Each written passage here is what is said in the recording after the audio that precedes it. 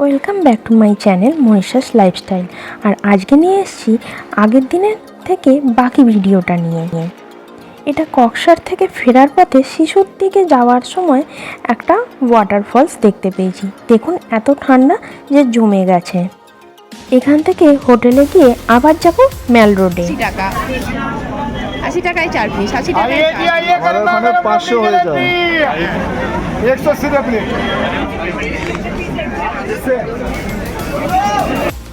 ভাবা যায় এখানে 4টে জিলিপির দাম 80 টাকা, আর আমাদের ওখানে 80 টাকায় অনেক জিলিপি হয়ে যাবে।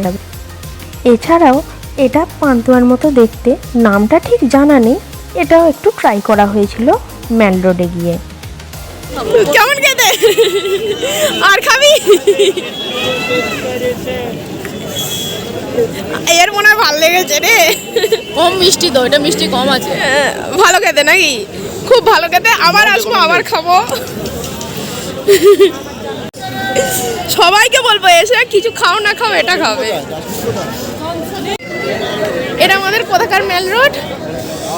এটা মানালির ম্যাল।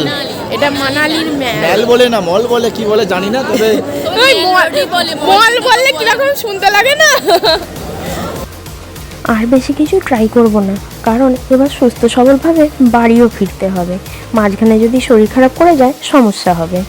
ধর্মতলা মার্কেট, হ্যাঁ, আমাদের ধর্মতলা মার্কেট, আর এটা হচ্ছে মানালির Dharmatala market. Same as, different কিচ্ছু নেই। রাস্তায় দোকান, খাবার দাবার, মানুষকে এইসব বলা, এইগুলোই তো আছে। জিনিসের অনেক দাম বেশি, আমাদের ধর্মতলায় অনেক কম। আর অনেক কিছু খাবার পাওয়া যায়, মানে ভালো ভালো। হ্যাঁ, ধর্মতলার খাবার অনেক ভালো। আসলে ধর্মতলায় ছেলেপুলেরা স্কুল কলেজে পড়তে যায়, আর এখানে বিয়ে করে আসে, সেই জন্য এখানে দামটা একটু বাজেটটা বেড়ে যায়। এখানে এলে দামটা বেড়ে যায় না? বেড়ে যায়, এমনি বেড়ে যায়।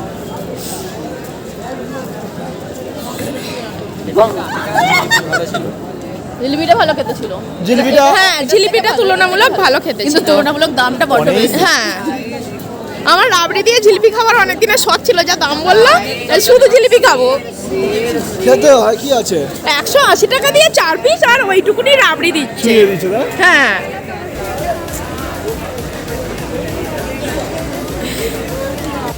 থাক আমরা মানালি তারপরে এখানে আসতে তোদেরকে ম্যাল রোডে এদিক ওদিক ঘুরে বেড়াচ্ছি। এটা চারদিকে? Original road. হ্যাঁ, চারদিকে ফুচকা আর সোয়েটারগুলো যা দাম বলছে। এই একটা মানালির ম্যান রোডের একটা পাশের গলি। পাশের গলি? কোন গলি?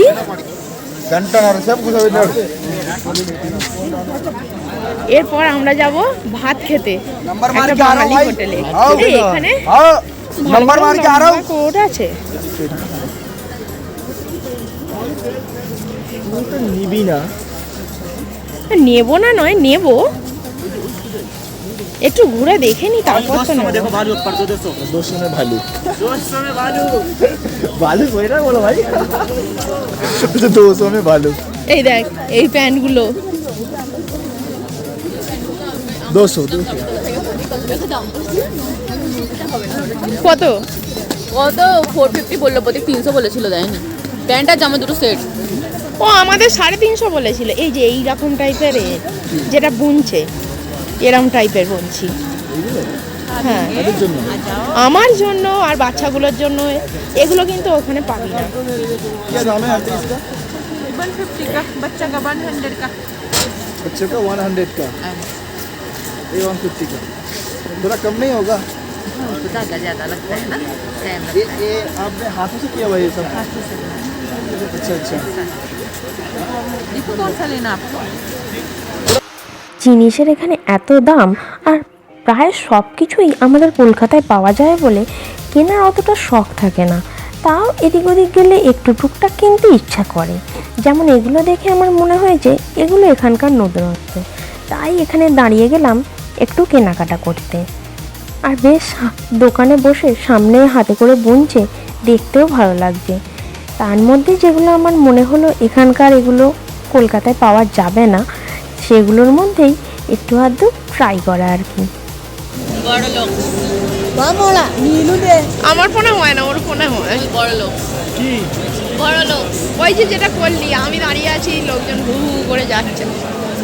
এটা হচ্ছে ক্যামেরার কোয়ালিটি।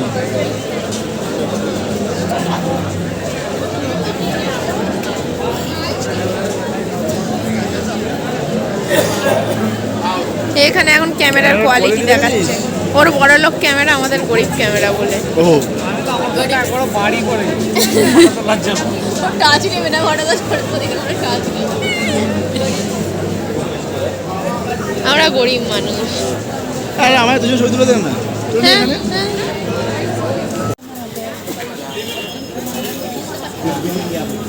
আমরা এখন কোথায় যাচ্ছি?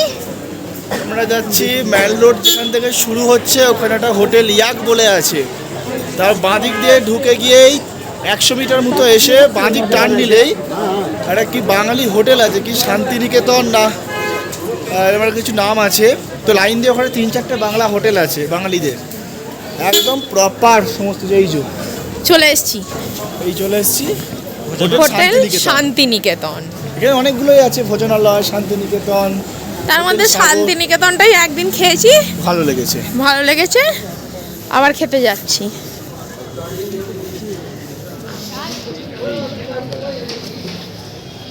বাঙালি থালি কি আছে? এ দেখ, তোকে বলতেই পাঁপড় দিয়ে দিয়েছে, ভাত, পাঁপড়, কাঁচা লঙ্কা, পেঁয়াজ, আলু ভাজা, এটা ফেভারিট আমার, আলু পোস্ত, মুসুর ডাল, বাঁধাকপির তরকারি, মাংসটা আসছে তাই তো? হ্যাঁ, ততক্ষণ খেতে ছিল। হ্যাঁ, আজকে চিকেনটা ভালো দেখতেও হয়েছে, লেগ পিসও আছে। এটা কোথায় যাচ্ছি আমরা? এটা যাচ্ছি বশিষ্ঠ টেম্পল। टैक्सी स्टैंड नामिए दिए शॉल होता है जब 500 रुपीज़ का लॉन्ग कोट मिलेगा, 100 का शॉल मिलेगा। देखिए अभी 500 का लॉन्ग कोट मिलेगा। सब দোকান মোটামুটি এখানে সব দোকানেই অনলাইন পেমেন্টের ব্যবস্থা আছে।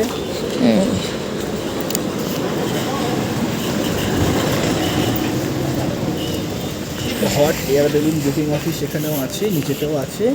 হ্যাঁ, কিন্তু বেলুন ওই একটু উপরে তুলে দিয়ে আটকে দেবে দড়ি বেঁধে। ওই বেলুন দড়ি বেঁধেই আটকায়, নাহলে কোথায় গিয়ে পড়বি? যেরকম আমরা বাড়ি থেকে গ্যাস বেলুন কিনে নিয়ে ঘুরি, ঠিক সেরকম বাচ্চা বেলুনের মধ্যে তুলে দড়ি বেঁধে তুলে দেবে, 2 মিনিট রেখে আবার নামিয়ে দেবে দড়ি টেনে। তাহলে তোর কি চাই? একদম ছেড়ে দেবে? ছেড়ে দেবে, পাহাড়ের বাদিকে তুমি ঘুরে বেড়াবো আমি, দিয়ে কোথায় গিয়ে নামবো ঠিক থাকবে না। ও তো প্রেশার কমিয়ে বাড়ি তো করা যায়, তো অসুবিধা কি আছে?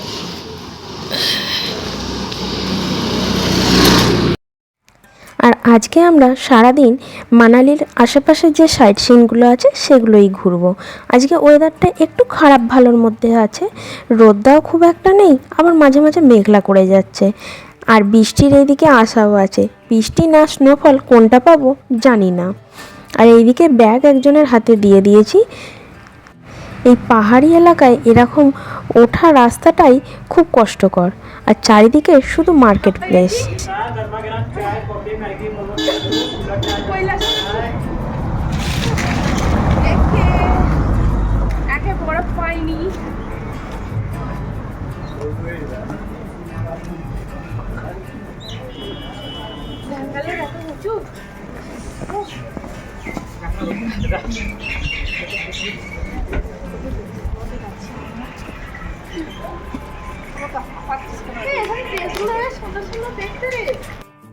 আর এই যে চলে এসেছি, এটা মানালির একটা রাম মন্দির। এখানকার মন্দিরগুলো কি সুন্দর কাঠের তৈরি বানানো, আর সেটাই দেখতে আমরা চলে এসেছি। আর পিছনে দেখুন কত বড় বড় পাহাড়ি এলাকার খরগোশ। ওই খরগোশ ধরে ছবি তুলতে 100 টাকা নেবে। চলে এসেছি মন্দিরে।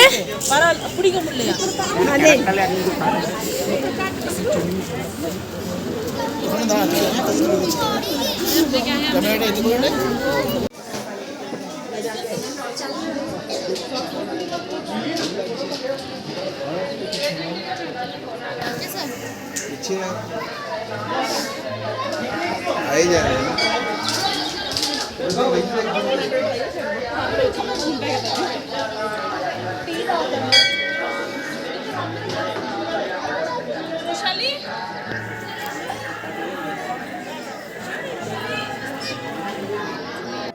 এই চলছে ফটো সেশন, এই হলো মন্দির।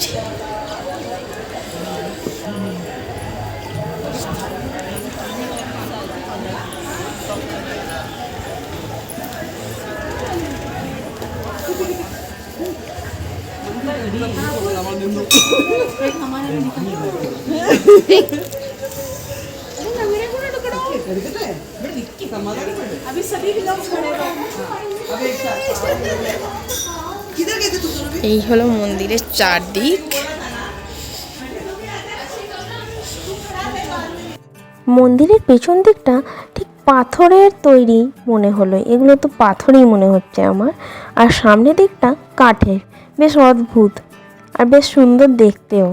ভেতরটাও বেশ সুন্দর ছিল। মানালি এলে এটা লোকাল সাইট সিনের মধ্যেই পড়ে, বেশ ভালো লাগলো দেখে। কিন্তু গাড়ি যেখানে নামাবে সেখান থেকে অনেকটাই এটা হেঁটে আসতে হবে। আর যেহেতু পাহাড়ি রাস্তাটা একটু খাড়াই, তাই হাঁটতে গেলে একটু হাঁপানিও ধরবে। আর এই হলো মন্দিরের ভেতরটা। রিম্পা গিয়ে নমস্কার করে আসা হয়ে গেল। একদিকে শিব ঠাকুর আছে আর একদিকে একটা কি ঠাকুর আছে, আর মাঝখানে রাম দেবতা বসে আছেন। আর এটা দেখুন ঠিক আমাদের তুলসী মঞ্চের মতো বাইরে তুলসী গাছ মনে হয়। আর সবশেষে আবারও একটু ম্যাগি খেয়ে নিই, নাহলে আগের দিনকে ঘোরাঘুরির চক করে সেই কোন বেলায় একটু ম্যাগি খেয়েছিলাম, তাই আজ সকাল সকালই ম্যাগিটা খেয়ে নিচ্ছি যাতে ফেরার পথে ভাতটা খেয়ে নিতে পারি।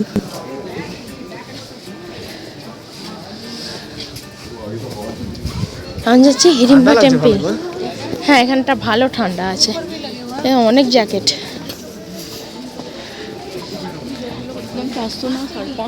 এই জ্যাকেটটা দেখতে ভালো দেখ।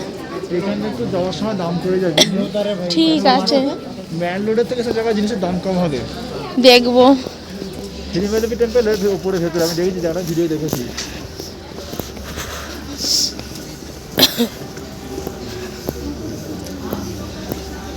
অনেকটা ঠান্ডা, অনেক ঠান্ডা।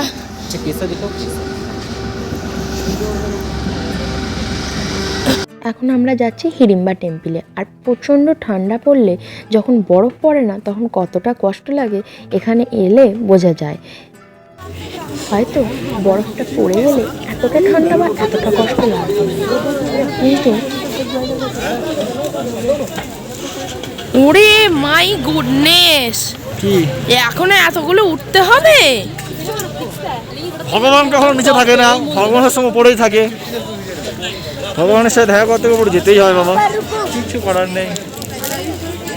এই বরফ না পড়া অবস্থায় যখন -ডিগ্রি টেম্পারেচার, এতটা টেম্পারেচার কমে যায়, তখন ঠান্ডাটা বেশ কষ্টদায়কই হয়ে ওঠে।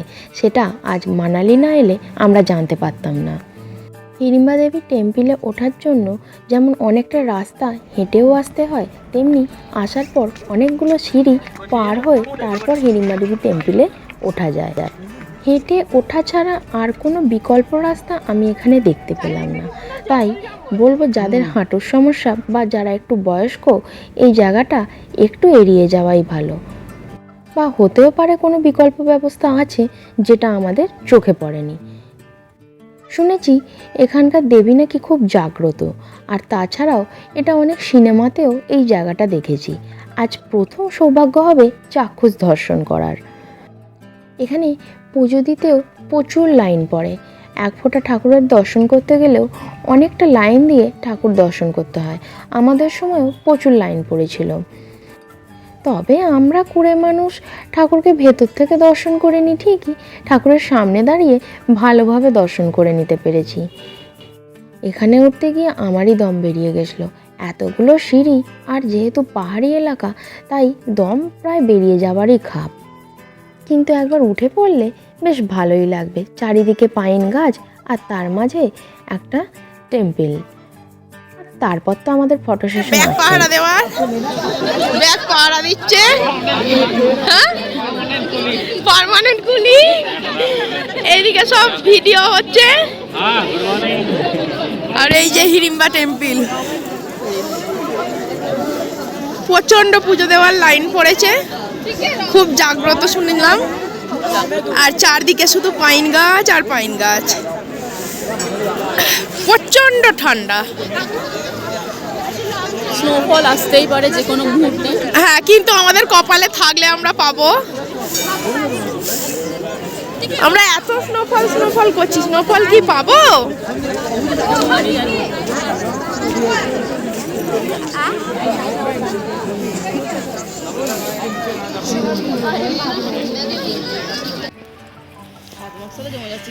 হ্যাঁ, ভালোই হাত জমে যাচ্ছে। শুধু বরফ বাদ দিয়ে ফ্রিকা ঠান্ডা খাচ্ছি। একটুও বরফ পেলাম না। -20 ডিগ্রি 22 ডিগ্রি হয়ে রয়ে গেল। 10 টাকার টিকিট কেটে ঢুকলাম আবার পাইন গাছ দেখতে। ওখান থেকে দেখে হচ্ছিল না আমাদের। ওখান থেকে দেখে হচ্ছিল না। এই যে দোলনা আছে, স্লিপ আছে, এগুলো আমাদের ওখানে নেই, তাই 10 টাকা থেকে কেটে উঠলাম। হ্যাঁ, তা দোলনা নেই বলে প্রতীক এমনিই তুলে নিচ্ছে।